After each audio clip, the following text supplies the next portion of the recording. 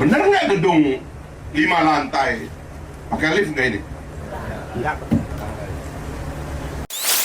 Mangkrak lagi. Kasihan Pak, duit rakyat, rupiah demi rupiah itu kan dari keringat rakyat. Ke depan tidak boleh lagi kita membuat sesuatu yang tidak matang, tidak terencana dengan baik, tidak ada konsepnya. Kasihan rakyat, uangnya habis untuk beli beton dan kayak gini. Pemda-pemda, mohon maaf ini, tiba-tiba berubah menjadi calo anggaran. Nggak mikir konsep, yang penting ada proyek di daerahnya supaya dapat banyak pekerjaan begitu. Nanti ke Jakarta, itu ketemu calo juga. Calo ketemu calo. 7 kali dibor nggak ketemu air. Sehingga 2 tower rumah susun itu mangkrak. 7 kali nggak ketemu air. Bagaimana naruh bangunan 300-an unit keluarga, air nggak ada. Orang mau disuruh minum air laut.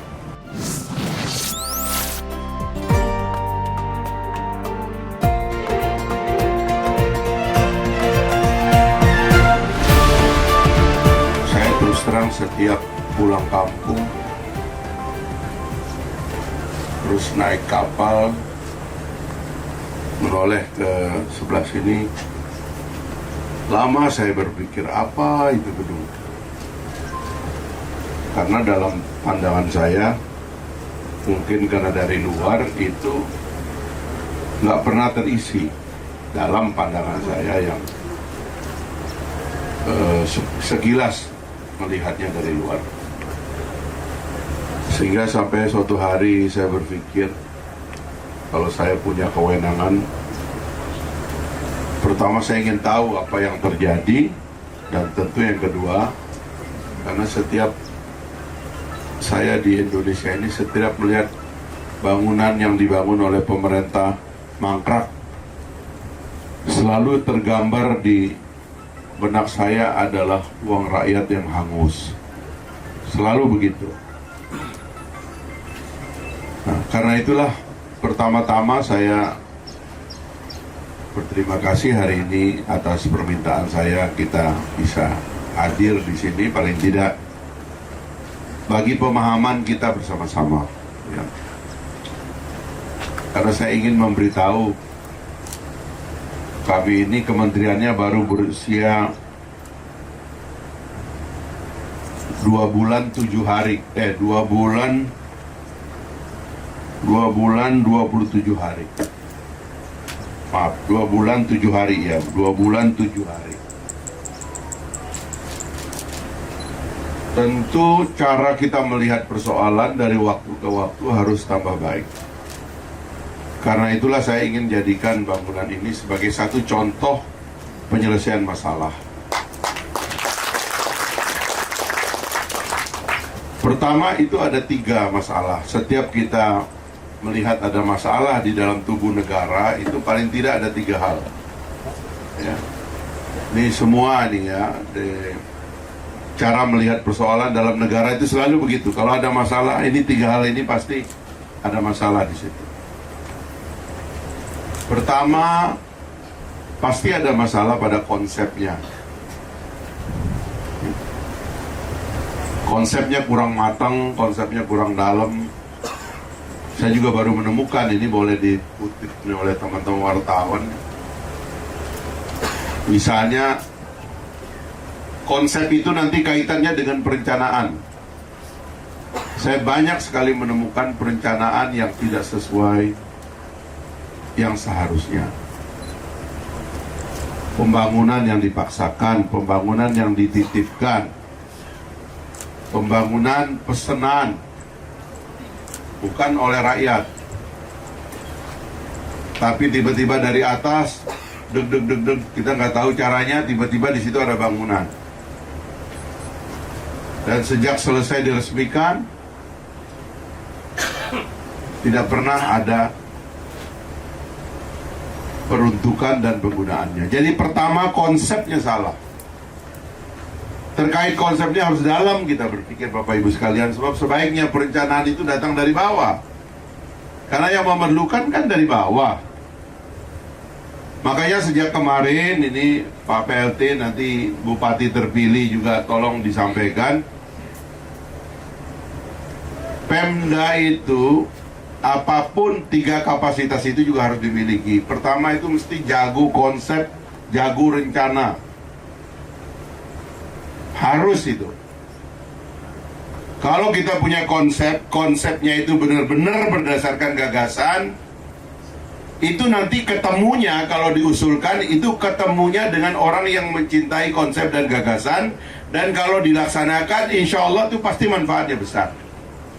Tapi kalau kemudian Pemda-Pemda, mohon maaf ini, tiba-tiba berubah menjadi calo anggaran, nggak mikir konsep, yang penting ada proyek di daerahnya supaya dapat banyak pekerjaan begitu. Nanti ke Jakarta itu ketemu calo juga. Calo ketemu calo. Orang punya konsep ketemu orang punya konsep.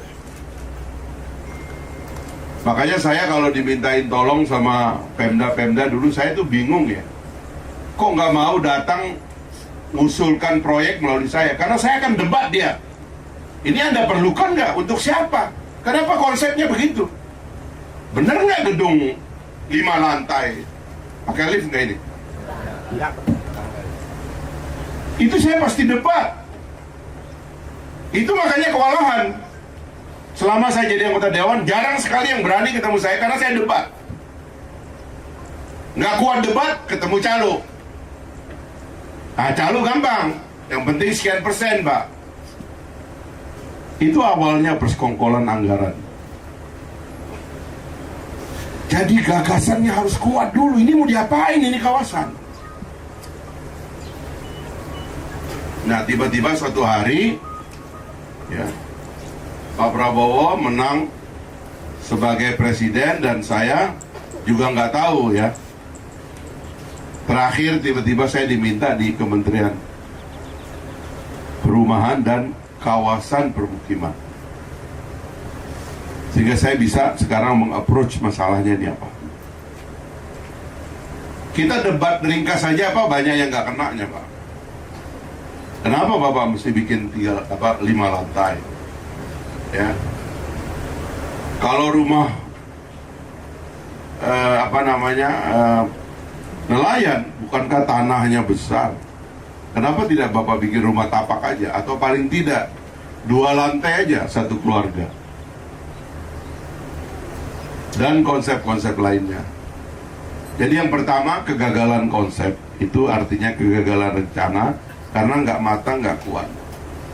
Maunya aja, yang penting ini jangan-jangan ini kontraktornya udah ada nih sebelum dilaksanakan. Kita evaluasi Pak, kita nggak akan nyalahkan masa lalu, tapi ke depan tidak boleh lagi kita membuat sesuatu yang tidak matang, tidak terencana dengan baik, tidak ada konsepnya. Kasihan rakyat, uangnya habis untuk beli beton dan kayak gini. Ya tadi mohon maaf Pak, kita ini orang timur kan, kalau ngomong tuh apa adanya kan Pak. Kan lebih suka kita ngomong apa adanya daripada saya nggak ngomong apa adanya, nanti Bapak nggak tangkap masalahnya. Bapak boleh bilang ini pernah ada COVID. Berapa sih orang COVID dan berapa lantai sih kita bisa?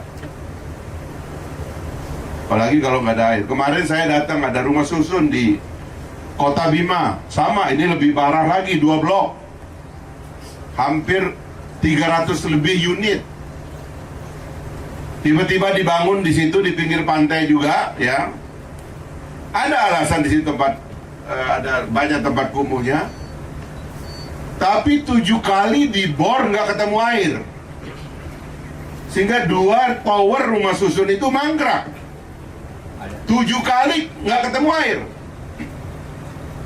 Bagaimana naruh bangunan 300-an unit keluarga, air nggak ada. Orang mau disuruh minum air laut atau pakai desalinasi, nggak bisa. Ini persekongkolan dari atas pasti. Yang namanya rencana riset dulu dong. Ada air baru taruh kehidupan. Bapak ingat cerita dulu, kenapa ada Mekah itu? Karena ada air di kakinya Nabi Sulaiman. Ada air Nabi Ismail. Air dulu. Ini nggak ada air bikin kehidupan. Mana ada kehidupan tanpa air? Nah ini dong Bapak Ibu sekalian. Dan kalau Bapak di Pemda ditaruh bangunan kayak gitu, protes dulu Pak. Ini dari siapa? Sebab biasanya ini ada titipan anggota DPR, titipan politisi ini, pejabat ini. Oh itu tanah Bapak itu, dia mau dibangunnya di situ karena dia mau dapat pembelian tanah. Kan nggak boleh begini dong. Perencanaan Pak, ide gagasan dalam perencanaan yang matang. Kalau benar pasti manfaat Pak, pasti rakyat senang. Apalagi ini kan jauh dari tempatnya nelayan. Ya. Kalau mau diaktifkan lagi, benar nggak itu nelayan yang mau di sini? Cek dulu airnya benar nggak ada sumber air di sini. Tolong nanti Mbak Putri bikin laporan yang lengkap ya. Saya ingin lengkap semuanya. Baru kita bisa ngambil keputusan. Nanti kita tenggelamkan lagi uang renovasi ini, mangkrak lagi. Kasihan Pak, duit rakyat rupiah demi rupiah itu kan dari keringat rakyat. Dari tetesan keringat rakyat. Yang kedua, ketiadaan kelembagaan yang bertanggung jawab. Kan harus ada orang yang mengambil keputusan ini. Dasar pengambilan keputusannya tadi ada, terus lembaganya apa? Saya mengusulkan agar teman-teman di daerah, terutama kemarin Kepala Dinas, saya menemukan ya Dinas Perkim di mana-mana, saya menemukan banyak sekali desainer yang jago, yang betul-betul bisa menangkap kepentingan rakyat dalam pengadaan rumah. Lalu mereka visualisasikan, lalu mereka usulkan. Ini bagus sekali. Nanti kami juga akan lombakan ini, ya, kabupaten dan kota yang jago dalam perencanaan, lalu kemudian diajukan. Sebab begitu caranya. Kalau rencananya itu benar karena gagasan yang baik, insya Allah saya sering bilang kemana-mana, uang itu banyak, uang itu ada. Untuk rakyat uang selalu ada. Pak Prabowo begitu jadi presiden, dia naikkan upah buruh. Dia nggak peduli. Dia pernah janjikan atau tidak janjikan, dia naikkan upah buruh. Belum sebulan dia naikkan gaji guru. Sekarang kita dari kementerian ini sudah mengesahkan unit baru untuk MBR. Dari 200.000 unit sekarang sudah 220.000 unit. Dan kemungkinan bisa naik lagi. Sedang kami evaluasi apakah yang 220 akan terserap atau tidak. Kalau terserap akan kita tambah sampai akhir tahun.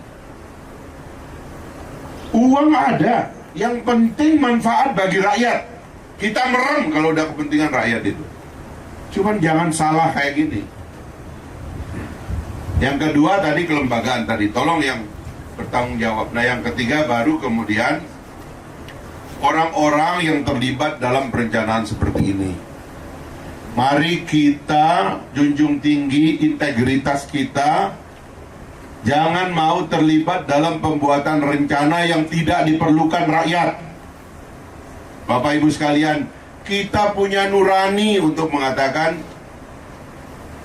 itu bermanfaat atau tidak bermanfaat untuk rakyat. Nah yang terakhir tentunya Bapak Ibu sekalian, nanti kita lihat, saya juga ingin dapat visualnya. Tapi tentu kawasan ini sudah kejadian, dan bangunan ini nanti ahli arsitek harus menilai apakah ini masih layak untuk dihuni, apakah struktur bangunannya masih kuat karena ini di pinggir pantai, jangan-jangan besinya sudah keropos, bisa rubuh kalau ada gempa dan sebagainya. Tolong dicek. Dan setelah itu saya minta, ini mungkin melibatkan provinsi atau apa, penataan. Jangan cuman menata gedung ini, tapi seluruh kawasan Kayangan ini kita tata sekalian. Kita jadikan Kayangan ini satu pelabuhan yang modern, Pak Ilyas, ya. Karena ini yang menampung transportasi bagian timur Indonesia, ini tol laut kita. Sumbawa itu Pulau Sumbawa jadi Pulau Food Estate. Ya, karena itu perlu pelabuhan yang baik dan kawasannya perlu ditata keseluruhan. Jangan cuma satu. Kalau cuma satu doang, ini dugaan saya tidak bisa, tidak nyanda, Pak. Taruh nelayan MBR di sini, sementara jalannya khusus dibikin. Yang punya kendaraan berapa? Kalau ke laut mungkin gampang, ada sampan. Tapi pergi ke pasar, pergi ke puskesmas, pergi ke pentingan lihat keluarga dan sebagainya, nggak ada transportasinya, nggak mungkin. Makanya kawasannya sekaligus harus kita tata. Uang ada, tapi gagasannya harus mahal, idenya harus cemerlang, harus jujur. Nah, tolong kita kumpul ya, yang ikhlas-ikhlas. Mari kita rancang sesuatu yang terbaik buat daerah kita. Saya melihat perubahan Kayangan lama sekali untuk jadi tempat modern. Sampai saya mohon maaf, kalau mau buang air kecil nggak pernah berani itu di Kayangan saya. Padahal Kayangan itu kan dalam kisah, ya kan? Itu tempat yang indah, tempat yang bagus. Tapi ini ternyata tempat yang kumuh dan kotor, dan kita susah. Ya, boleh nggak berani nyebrang ke situ. Katanya nyari toilet duduk nggak ketemu. Bagaimana daerah kita mau dikunjungi orang, tempatnya kotor? Kita ini penduduk Muslim, kebersihan sebagian daripada iman, tapi kotor di mana-mana. Sampah nggak ada yang urus. Kita mau makan bagaimana? Enak, lalatnya di mana-mana. Tidak sadar bahwa lalat itu datang untuk menegur kita bahwa kita itu kotor. Bapak pergi ke kota-kota besar yang modern, nggak ada lalat, Pak. Seperti makhluk itu sudah dibunuh. Kenapa nggak ada pesan lagi yang mesti dibawa? Kotanya sudah bersih. Kalau di sini banyak lalat, itu pesan datang bahwa kita kotor. Mari kita perbaiki ini semua, Bapak Ibu sekalian, mulai dari perencanaan sampai nanti pelaksanaannya. Jadi hikmahnya adalah saya minta, ini mumpung meskipun bupati dan gubernur barunya belum dilantik, tapi ini teman-teman kita semua orang baik yang ikhlas. Ya, terutama Mi Iqbal, itu orang baik. Nanti saya juga akan telepon beliau. Mari kita desain Kayangan ini, karena kapalnya juga banyak nih. Mungkin 2 pelabuhan udah nggak cukup, perlu bikin beberapa kali. Sekalian nanti saya bicara sama Menteri Perhubungan, sama menteri-menteri infrastruktur lainnya, kebetulan di bawah Kemenku yang sama. Kita desain Kayangan ini untuk seterusnya menjadi kawasan yang modern, sehingga orang mau nyebrang melalui Kayangan tidak saja karena mau nyebrangnya, tapi karena mau melihat Kayangan yang terkenal, indah, dan hebat itu, ya. Supaya begitu orang menyentuh pulau ini dari timur, mereka lihat, waduh, ini pulau yang bagus sekali, pulau yang bersih sekali. Inilah Bapak Ibu sekalian, saya mohon perhatiannya, ya. Mari kita berubah, mari kita berbenah, ya. Mari kita dahulukan itikat baik untuk perbaikan bangsa dan negara kita ke depan. Wabillahi taufiq wal hidayah. Wassalamualaikum warahmatullahi wabarakatuh.